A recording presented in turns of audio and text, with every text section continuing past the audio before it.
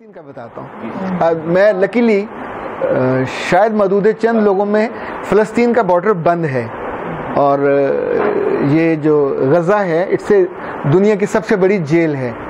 Even مصر کی طرح، اچھا ہم مصر کہتے ہیں، وہ مصر کہتے ہیں جو ایجپٹ کو، وہاں ایک ہی رفح بارڈر ہے جہاں سے اندر جانے کا راستہ تھا، اور اب سی سی نے تو بالکل بند کر دیا. اس سے پہلے جب تک وہ حسنی مبارک صاحب تھے تب بھی بند تھا، اور یہ بیچارے اندر قید ہیں.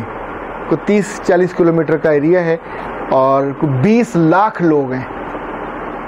ان کی سبزی اسرائیل سے آتی ہے، ان کی بجلی اسرائیل سے آتی ہے، ان کی خوراک وہاں سے آتی ہے. جب چاہے وہ بند کر دے بجلی تو اب آپ کی 2 دن کے اندر زندگی ختم ہو جاتی ہے. پیٹرول نہیں کر سکتے، موبائل چارج نہیں کر سکتے، کوئی چیز نہیں چلتی، کھانا نہیں پک سکتا. تو بیچ میں ایک وقت آیا کہ غزہ کے سارے لوگوں نے رفح بارڈر پہ حملہ کر کے دیواریں توڑ کے، قحط سے بھرے ہوئے تھے، بھوک سے.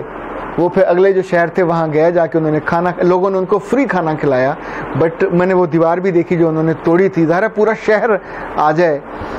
تب یہ تھا کہ زمین 2 سرنگیں تھیں 1-1 کلومیٹر لمبی. یعنی مصر میں لوگ اس میں خوراک یا جانور یا لائک مرغیاں ڈالتے تھے ٹوکری میں، اور اندر سے پھر وہ رکھ کے سر پہ تو زمین کے اندر سے چلے جاتے تھے. پھر انہوں نے یہ کیا کہ وہاں موٹریں لگا کے رسے باندھ لیے، تو رسے پہ رکھتے، جیسے ہمارے ہاں یہ سوات میں دریا پار کرتے ہیں، وہ جو ڈولی، اس میں لے جاتے تھے. تو اس بدبخت نے یہ کیا کہ ان سب میں گیس بھر دی اور پانی چھوڑ دیا.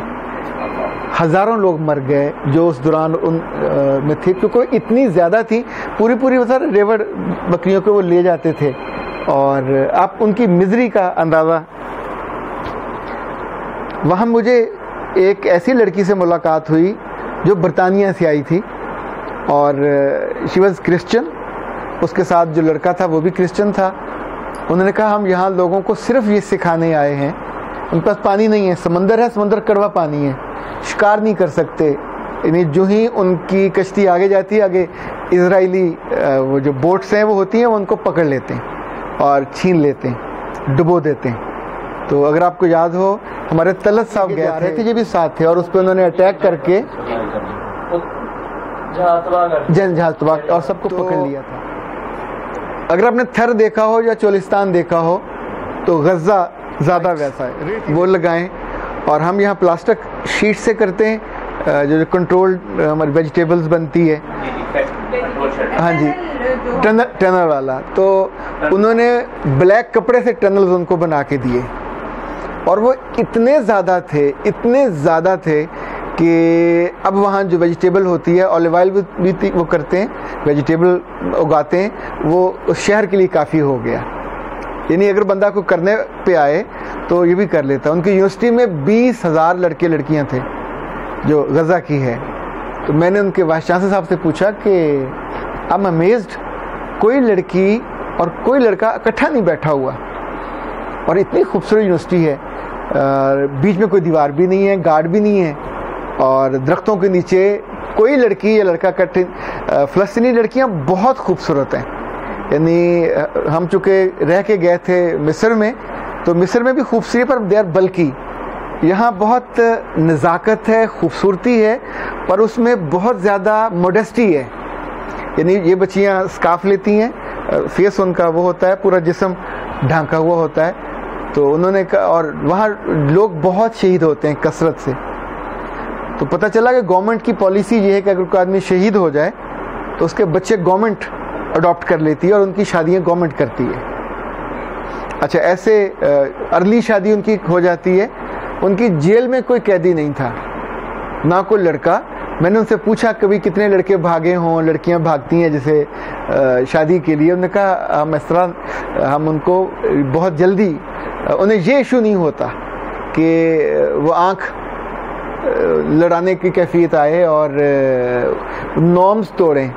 دوسرا، ہم حالت جنگ میں ہیں تو ہم اپنے بچوں کو ان کی عزت اور عصمت کی حفاظت کرنا بھی سکھاتے ہیں.